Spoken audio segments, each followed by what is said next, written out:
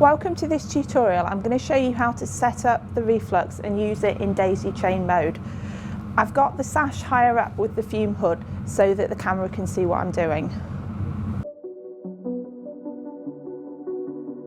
When you come into the lab, you need to be wearing your lab coat fully done up and have your safety glasses on and over your eyes.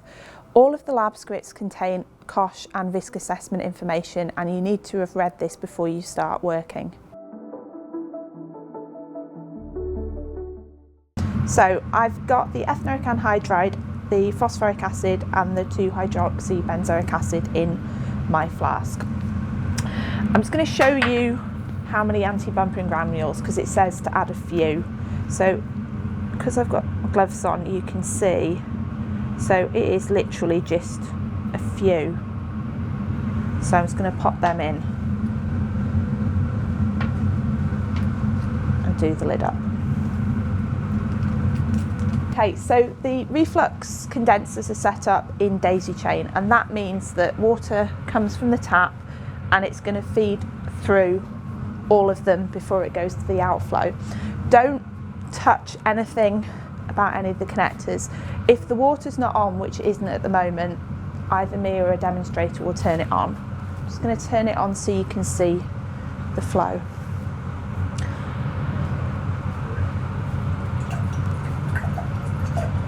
As I say, this will either be on or we'll turn it on, and you'll be able to see the outflow of the water and it flowing through.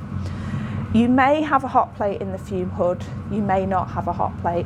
If there aren't hot plates, you're just going to bring your own and plug it in underneath. If there are, use the one you've got. So, as I say, you've got your flask with everything in, you've got your anti-bumpy granules in. So come to the condenser you're using. Be aware there will be people working beside you.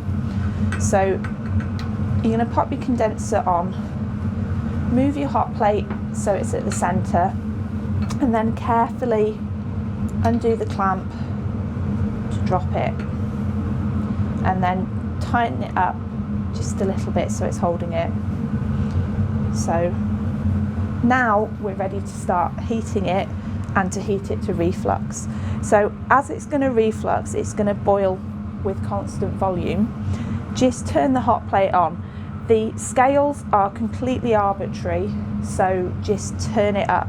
I've got it at about 200, which should be hot enough to start. And then sort of take a step back and just watch it till it starts boiling. You can now see that it's starting to boil. What we're looking out for to tell that when it is at reflux is we're looking to see when you've got the reaction mixture boiling, going up into the condenser, vaporising and then dripping down the bottom of the condenser. Now the reaction's at reflux point. Now we recognise this for two reasons. You can see down the edge of the flask, I'm not going to touch it because this is quite hot, this solution is going down and it's also dripping down the bottom of the condenser.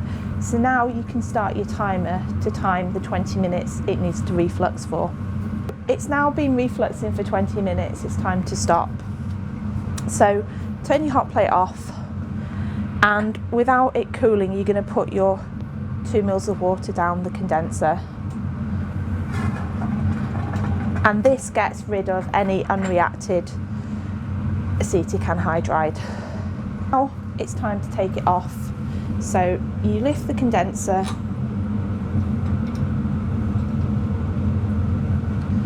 and I'm going to use the paper syrup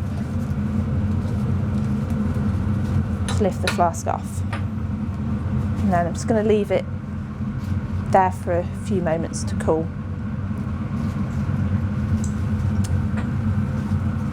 And now you can take it to do the next stage of the reaction. Thanks for watching, and if you've any questions, send me an email.